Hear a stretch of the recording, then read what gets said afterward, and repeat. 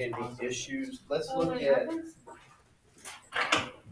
5 and possibly 6, for sure, and then kind of go from there. Yeah. Those tend to be the two that maybe I saw the most issues on here. All right, so for 5, and they talk about your dome ceiling is a parabolic surface. Well, parabolic parabola. Think about that. So that would be, picture there would be the cross section.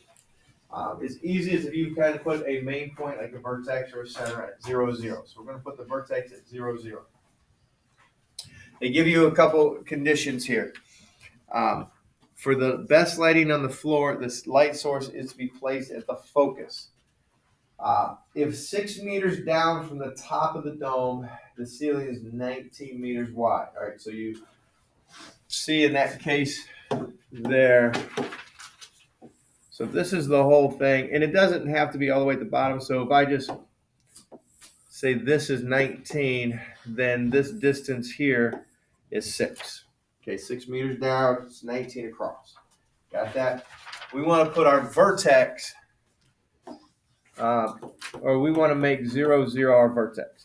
It will be of the form x squared equals 4ay. Since it opens down, a will end up being negative y. If you look up my work, I threw in the negative ahead of time, okay, knowing it opened down. But either way, if you let it be this one, your a will be negative. But we got to find a point because we got to find a. A is the focus. Got to find it. That tells what. Then here's the key thing. It doesn't mean that a is 6. Some people automatically assume because that thing that the focus will lie on that piece of information. It doesn't have to. Well, if that's 0, 0, I can find this point or this point. Think, using this,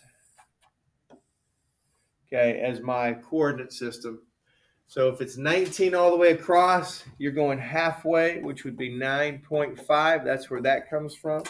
And since we're going down, I'm going to use -6 for that x, or excuse me, for that y. So I got 9.5, -6. We'll plug those in. 9.5 squared equals 4a times -6. What is that? 90.25 equals -24a. Divide by -24.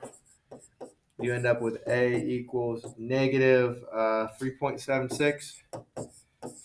Well, the negative lets me know it opens down. So how far from the center, from the vertex, should you put it from the top? 3.76 meters. Okay, so that's your a value. That's where your focus is. Okay. Let's see, somewhere a little bit past that. Okay. And now 6 is going to be the same idea. You got a searchlight. Okay, it is shaped like a paraboloid of revolution. Well, that's just a parabola. Okay, a 3-dimensional parabola. And then hopefully you can just use what we did for 5. If they tell you the light source is 3 feet from the base, that means it's going to be at the focus. That means A is 3. Okay, A is 3. The opening is 14 feet across. How deep should the searchlight be? You got to find that y value. So hopefully that makes sense there. We plug in the A, we plug in the x, and then we figure out it's 4.1. All right, anything else? 10, 11 on the back. Any of the others, you take a look at them. Okay. For problems like number 8, for the foci, how do we know when it's like the number plus the radical versus like the radical? Because that one is starting at, what's this center for that one? 1, 0. Center's 1, 0, and then you're moving up and down from there. So it's really 0 plus square root of 7. Oh. And 0 minus square root of 7, which is just square root of 7. If your center was something other than 0, like 3, -2, then you would do -2 plus that, -2 minus that. Is that what you were asking? Mm-hmm. Okay. Yeah, but since it was at 0, you're just going to get that value back. Okay. All right. Anything else? Can you go over number 10? All right, number 10. Find the standard form of the equation for the ellipse satisfying the given conditions. Foci.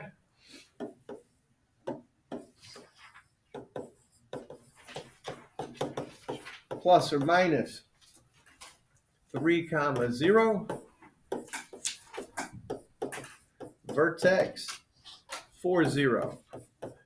All right, well, they're giving us that vertex is 4, 0. They tell you one of them. Well, there has to be a second one. Where's the second one? It got to be. If you think about it, the second one's also going to be at negative 4, 0. Okay. So in this case here, my foci are plus or minus 3, 0. 1, 2.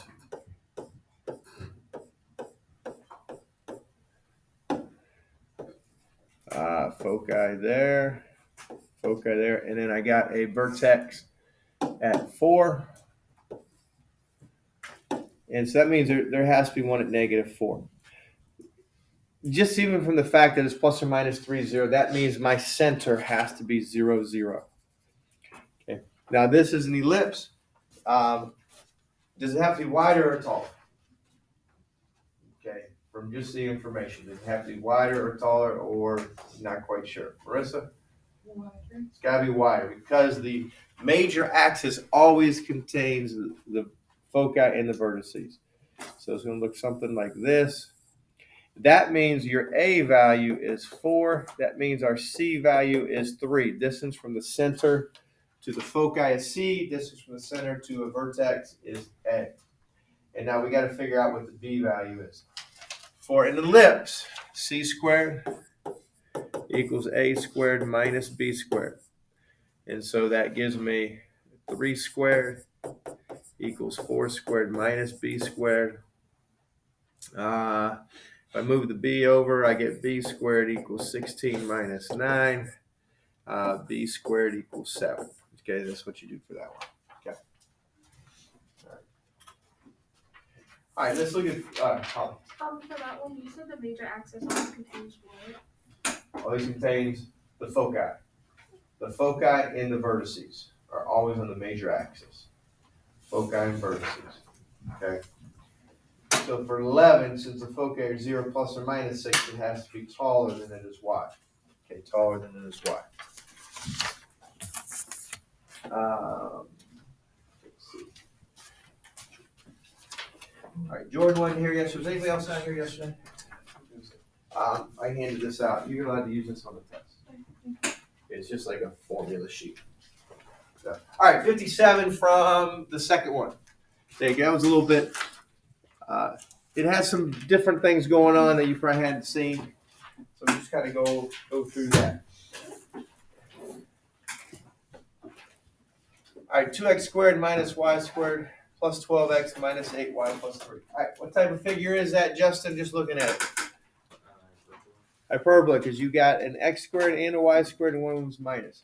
I'm going to have to complete the square. Let's get my x's together.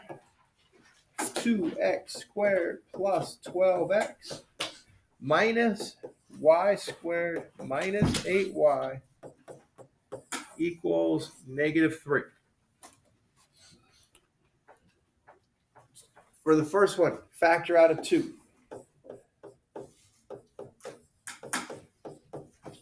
Okay, and then I'm going to have to complete the square. All right, well, you got that minus. There's no constant in front of there, but you got to think about, you're going to take out a negative 1. And you're going to factor out that negative. So I factor out the negative. Gives me y squared plus 8y. Complete the square here. I get negative 3 plus those 2. All right, half of 6. 3 squared 9. What goes on the other side? 18. Half of 8, 4, square it, 16. What goes on the other side, though? Negative 16. So I got 2 times x plus 3 quantity squared minus y plus 4 quantity squared. What's it equal? Right now, to this point, equals what? Negative 1. So you're like, crap, it's supposed to equal 1. So a lot of people just erase the negative and say, all right, I'm done. All right. No, it equals negative 1. All right, it's got to equal 1, so what can we do? You divide by -1. So we haven't had to divide by a negative. And what that does is it changes these signs over here.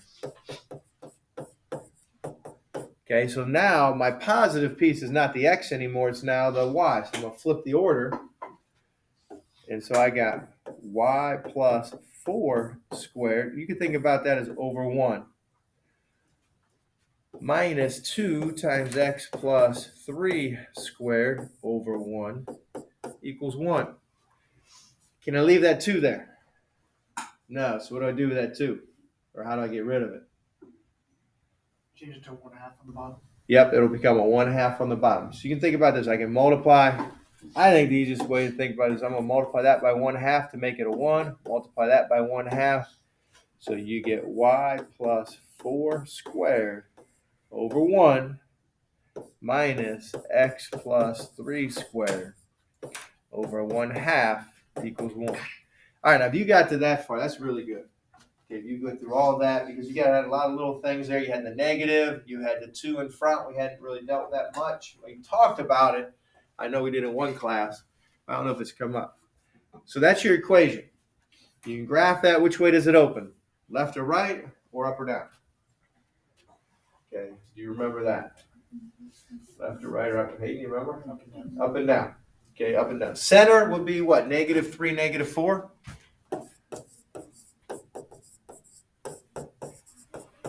What's the slope, though? All right, well, hold on here. Let me see. Which one is the a squared? A squared equals 1. So a equals square root of that, which is 1. B squared equals 1/2. That means b equals the square root of 1/2. Well, we've done some simplifying, but we haven't done a huge amount of it. Think about this as the square root of 1, which is 1 over square root of 2. You can leave that. That's fine for now. So what's my slope? Is it a over b or b over a? Okay. It's got to be a over b because it's whatever's underneath the y. So my slope is plus or minus 1 over that. Well, that's a really nasty number. And if you looked in the book, what does it give us as the equation of the asymptote? I believe it's y plus 3, right? Equals plus or minus. What slope did they give you? Radical 2. X plus, no, it should be y plus 4, right? Yeah. Y plus 4. And then x plus 3. Because 1 divided by 1 over square root of 2, that's going to reduce the square root of 2. Okay. So that's the equation of the asymptotes. When you go to graph it, we're at -3, -4. And a is 1, so you got to go up 1 and down 1. And then really you're going to go, to get the box, you're going to go over 1 over square root of 2, which is just like 0.7. Okay, so it's not an easy one to graph, but so then this is not my best work, but then it'll hit there, boom, and go up, hit there and go down. All right. Make sense? Maybe? All right. That, like I said, that was a difficult one because you had a lot of little things pop up, okay, for that one. But in the end, a is 1. You got to go up 1, down 1. So your vertices were nice numbers, -3, -3, and then probably -3, -5. All right. Anything else? All right. What I'm going to do now is give you, I guess, pretty much, this is pretty close to a practice test. Okay. Pretty close to a practice test. I'm going to give you the rest of the period to work on it. You can work with somebody. The first 3 you're going to have to do on a separate sheet. There's nowhere near enough room. For the graphs, I left you room on there. But you got to be able to take a look at A, B, and C and say, is it an ellipse, is it a hyperbola, okay, or is it a parabola? And then come up with the standard form of the equation. You don't have to graph those first ones. Let me hand it out to you. From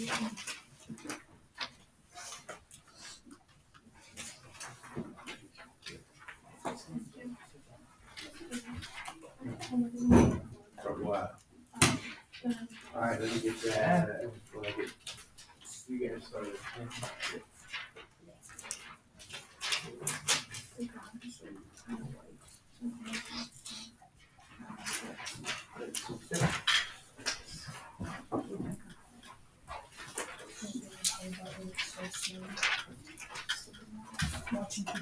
Are you gonna do the Google Meet tonight? I'm gonna try. I'll have to send out a reminder. Just to do it. You have one next week? I was about to say, that's more practice. Listen out. So this will be, in terms of a practice test, here's how this is similar. The first, you'll see the first three problems. The first page will be basically straightforward. You'll see three problems where you gotta convert it to standard form, identify the conic, and then I think you get three graphs.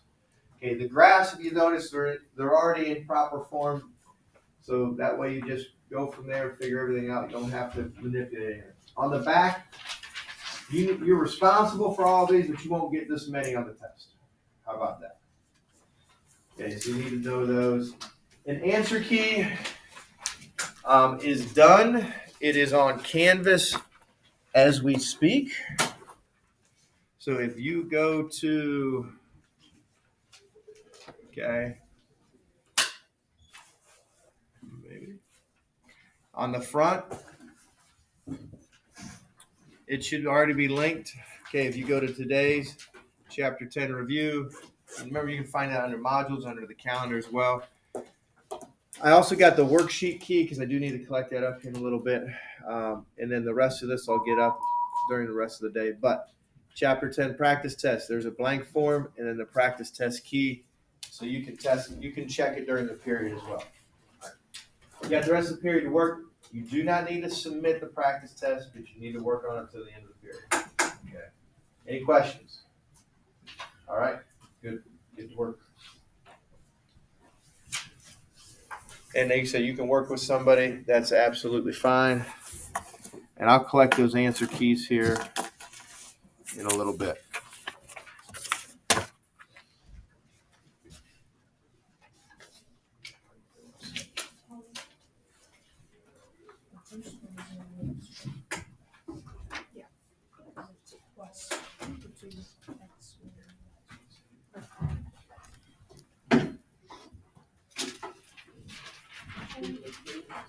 Yes. Good stuff.